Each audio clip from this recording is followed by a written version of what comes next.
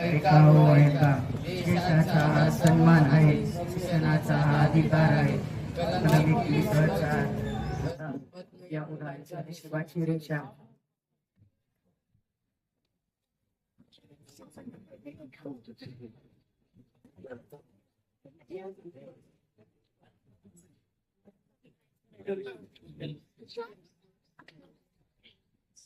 हे राजा, काय गोळा केलंस आज?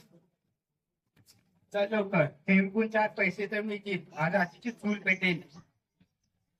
बाबा त्यातलं बघ.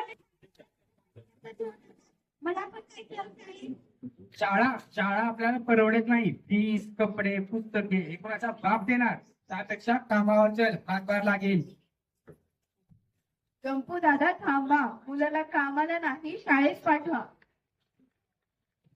ताई, तुम्ही मोठ्या घरच्या गप्पा मारू नका. आम्हा गरीबांच्या नशिबामध्ये फक्त राबलं असतं. अहो दादा हेच तर चुकीचं आहे. आपल्या देशाच्या राज्यघटनेनं कलम 21 नुसार राजूला हक्क दिलाय शिक्षणाचा. कलम ते का असतंय?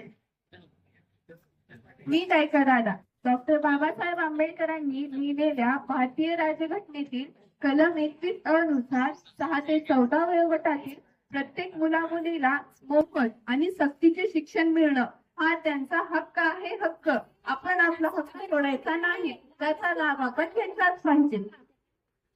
मला फी भरावी लागणार नाही. नाही रे बाळा, फी नाही.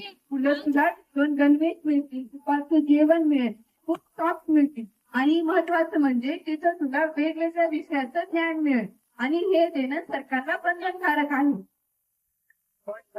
मी जर त्याला कामावर नाही जायचं, माझं नुकसान होईल ना.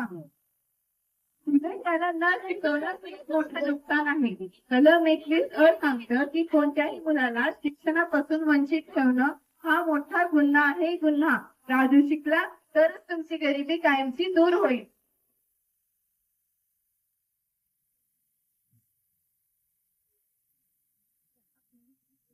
नको आता कचरा, नको आता झाडू, शिक्षणाच्या वाटेनं प्रगतीचा स्वप्न गाठू. 6 ते 14 वयोगट विसरू नका. कलम 21 चा वापर करा.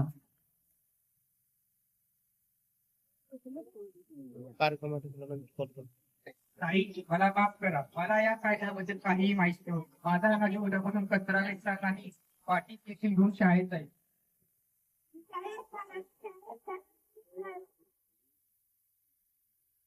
शिक्षण हा आमचा हक्क आहे. कलम 21 भारताचा सर्व संस्कार आहे. शिक्षण घ्या, प्रगती करा.